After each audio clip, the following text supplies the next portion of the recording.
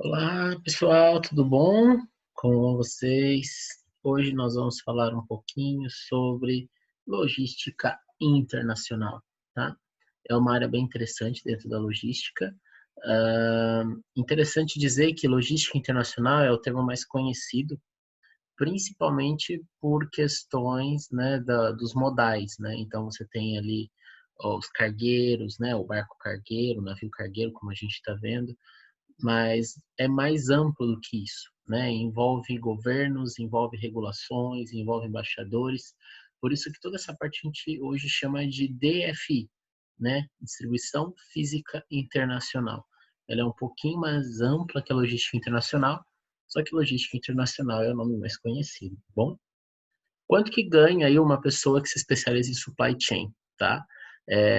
O salário médio é de 6.228, tá? Podendo chegar até a 10.000.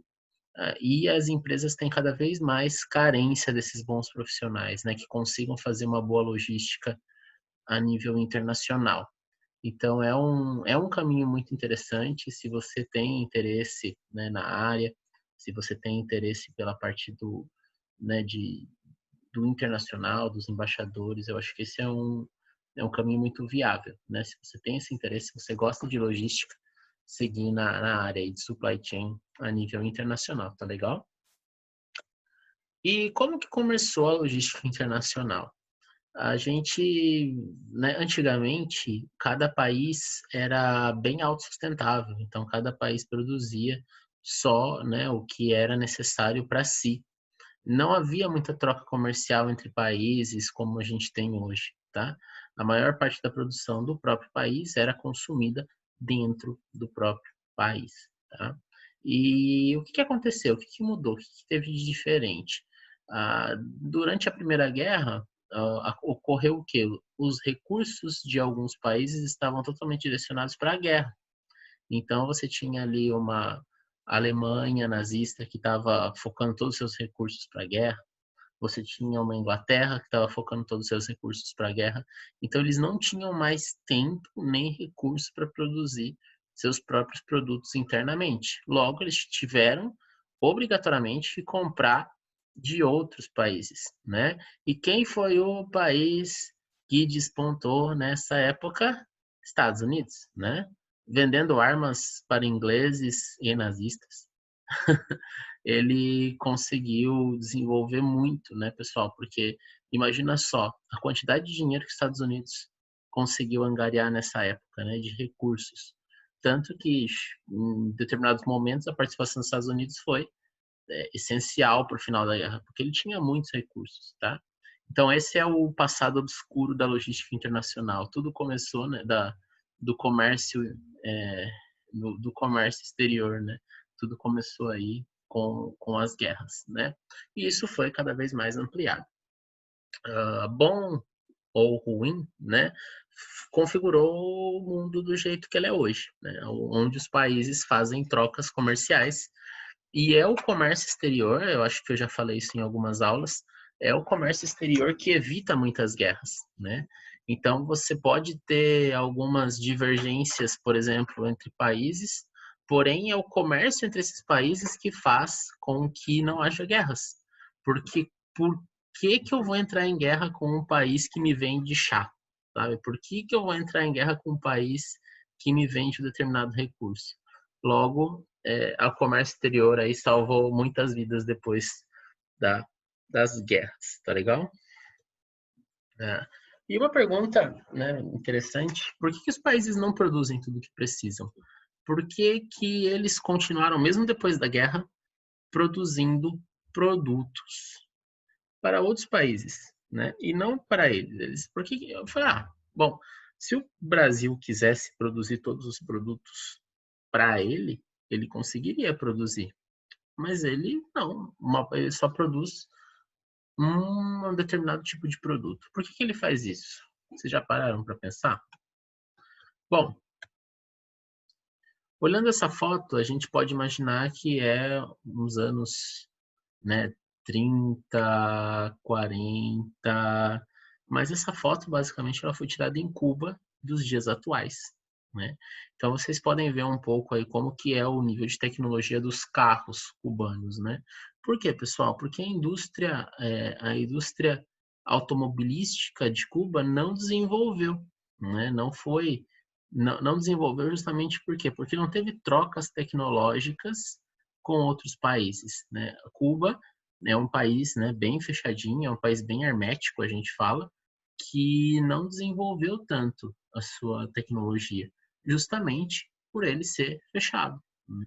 Então imagina o seguinte, não compensa para um país, não é que não compensa, assim, um país necessariamente não, ele até poderia produzir tudo que ele precisa, mas ele não queria evoluir dentro de uma determinada questão, dentro de um determinado produto, dentro de uma determinada cultura, né? Então eles preferem, cada país prefere produzir, se especializar em um determinado produto, tá? É a mesma coisa da gente imaginar um supermercado. Imagina o seguinte, eu tenho lá McDonald's, né? O que que o McDonald's faz? McDonald's faz hambúrgueres, correto?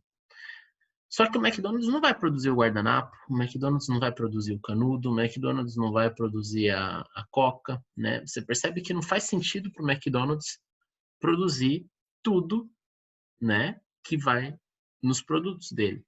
Então ele compra canudo de alguém, ele compra o guardanapo de alguém, ele vai comprando essas coisas, né, dos outros países, perdão, ele vai comprando essas coisas das outras fábricas, porque ele vai focar no produto principal dele, que é o hambúrguer. Tá? Assim são os países. Cada país se especializou em algo, tá? Aí a gente entra numa outra questão, se esse algo está sendo bem pago ou não, né? Ou seja, não é porque o Brasil produz soja que ele tem que vender soja a um preço muito abaixo, né? Ele poderia vender muito mais caro, mas os outros países às vezes compram os nossos produtos num preço muito barato, isso entra numa outra questão. Mas assim, não faz sentido cada país produzir tudo, né? Faz sentido o país se especializar, ele ficar melhor naquilo, ele ficar bom naquilo, e aí ele consome outras coisas que ele não é tão especialista de outros produtos, mas ele vende aquilo que ele é bom para um outro país. E aí a gente consegue ir fazendo a economia circular, tá bom? E daí vem a primeira pergunta, né? A questão da globalização é nada mais é do que isso, né? Essas trocas, não só comerciais, mas trocas de inovação, trocas tecnológicas. Então a globalização ela é bem ampla, tá? E eu queria que vocês pensassem um pouco com as palavras de vocês. Esse vai ser o nosso primeiro exercício da aula. Eu quero que vocês coloquem para mim o que vocês veem de positivo nesse movimento de globalização e o que vocês veem de negativo nesse movimento de globalização. Então, esse é o primeiro exercício da aula. Eu quero que vocês coloquem isso dentro, né, de um arquivo de Word para mim, tá bom? Ok. Ah, aí nós temos uma outra questão, tá? Legal, bacana. Os países estão aí, cada um está produzindo a sua o seu produto, cada um está se especializando em alguma coisa. Só que assim, pessoal, é justo. Imagina que dois países produzem chá. Um deles é um país lá na África, pequenininho, e outro é um país super desenvolvido da Europa. Os dois produzem chá. Qual país vai vender mais chá? Né? Ou seja, qual país tem melhores condições de vender o raio desse chá? Então, assim, fica uma competição desleal, né? Então, esse é um dos pontos, tá? Que é muito negativo dentro da globalização, que é a competição desleal, tá? Existe hoje uma organização mundial do comércio que defende um bom nível, né, de comercialização, tá? Para que justamente não ocorra nada fora, né? Não ocorra nenhum golpe aí abaixo da cintura. Então ela que regula, tá? Regula essas transações comerciais, tá bom? Então só para vocês terem uma ideia, esse é um dos pontos da globalização que é negativo e tem que ser monitorado. Eu também vou passar um vídeo para vocês, como cada país se destaca. É um vídeo bem interessante. Cada país tem um item de destaque, tá bom? Então, eu quero depois que vocês, né, passem para mim isso também. Esse aí vai ser o nosso segundo exercício. Dentro desse vídeo, escolham alguns países, o que cada país se destaca, tá? Expliquem para mim que produtos esse país vende, que serviços esse país é especialista, tá bom? E, bom, né? Agora também nós temos aí algumas questões. Dentro do comércio exterior, a gente tem algumas nomenclaturas, tá bom, pessoal? A gente tem o país exportador e o país importador. Exportação e importação. O que é o país exportador? É aquele que está vendendo, tá? Um produto para um outro país. E o país importador é o país que está comprando, é o país que está importando um produto, tá? O ato de vender é exportação e o ato de comprar um produto de outro país ou serviço é importação, tá? Comércio exterior, Comex, tá? É o que regula, é o que faz todas essas transações. Balança comercial. O que é a balança comercial? Vocês já devem ter ouvido isso num jornal, né? Ah, a balança comercial de tal país fechou negativo. A balança comercial de tal país fechou negativo, positivo, tá? Balança comercial nada mais é que um saldo das vendas e compras. Então, se o meu país vendeu mais do que comprou, minha balança comercial tá positiva. Agora, se um país comprou mais do que vendeu, a minha balança comercial está negativa, tá bom? Então, isso é um ponto importante de entender. Nós temos também barreiras tarifárias e não tarifárias, tá? O que são barreiras tarifárias e não tarifárias? Barreiras não tarifárias são as barreiras que não são taxas, não são impostos que eu cobro de um outro país. Então, imagina o seguinte, o Brasil quer vender para os Estados Unidos, né, soja. Então, o Brasil vai lá e vai vender para os Estados Unidos soja. Só que os Estados Unidos também produz soja. Então, ele vai falar assim, bom, se eu comprar soja do Brasil, eu vou gerar problema aqui para o meu mercado interno. Então, eu vou criar uma taxa, um imposto para toda a soja que o Brasil me vender, tá? Então, assim, isso a gente chama de barreira tarifária, porque é uma tarifa que eu estou cobrando, né? O que os Estados Unidos está cobrando do Brasil na soja, tá? O que é uma barreira não tarifária? Uma barreira não tarifária, ela é, por exemplo, uma burocracia, né? Eu falar um documento que eu faço um determinado país preencher, né? É, cara, tem muitos exemplos de barreira não tarifária. É tudo aquilo que impede o produto de chegar no meu país, mas que não tem a ver com taxa, tá? Tem a ver com alguma dificuldade que eu crio para esse país, tá? Por exemplo, uma barreira não tarifária interessante é a barreira sanitária, tá?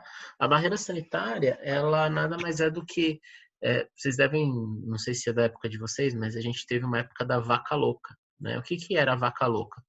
A vaca louca era um vírus, né, que estava se espalhando, era uma doença que estava se espalhando entre as vacas entre o gado, né, brasileiro.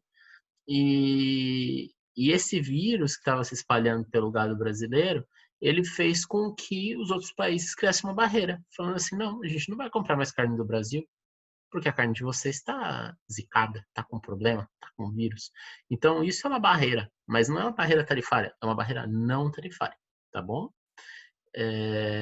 E Incoterms são termos, né? Imagina o seguinte, o Incoterm, eles são termos de venda, né? Eu tenho um Incoterm de um determinado produto, tá? Eu crio um contrato, né, de venda ou de compra de um determinado produto, tá? Bom, pessoal, esses são os principais conceitos aí, tá? E no terceiro exercício da aula eu quero que vocês falem, expliquem um pouquinho sobre esses termos, o que vocês entenderam deles, tá bom? Aqui temos alguns intervenientes do comércio internacional. Esse slide eu só quero que vocês deem uma olhada nele para que vocês percebam aí tudo, né? Tudo que acontece dentro de um comércio, tá? Então você tem muita gente envolvida, tá? Olha só, logística internacional é só esse quadradinho aqui do transporte. Eu tenho as aduanas, que são as pessoas inspecionando, eu tenho os países, eu tenho os bancos, eu tenho documentos e garantias, eu tenho aqui organizações comerciais, organismos, acordos, né? Então, percebam, né, o quanto, é, né, o quanto de gente está envolvida nisso, tá legal? E hoje a gente tem alguns problemas, tá? Quais são os grandes problemas que a logística internacional está enfrentando hoje, galera? O primeiro deles, vocês vão ver aí, né, é excesso, né, de trânsito devido muitas vezes a uma estrutura ineficiente, tá? Então, se de um lado eu tenho vários barcos esperando para atracar no porto, tá? Eu também tenho vários caminhões esperando para esses barcos atracarem, porque eu tenho ali um gargalo, que é o meu Porto de Santos, são os meus portos, que não permitem uma logística muito eficaz, né? Fica tudo muito, né? Fica um gargalo muito grande entre essas duas pontas, né? Então, muitas vezes a venda ela ocorre, o comércio internacional ele roda, mas a gente não tem infraestrutura necessária, tá? Eu coloquei uma menininha aqui pensativa porque justamente tem muita, não é uma coisa muito fácil, tá? Existem muitas documentações, muitas regras, muitas questões de, de contratos, né? Ou seja, um país é específico, um país é isso,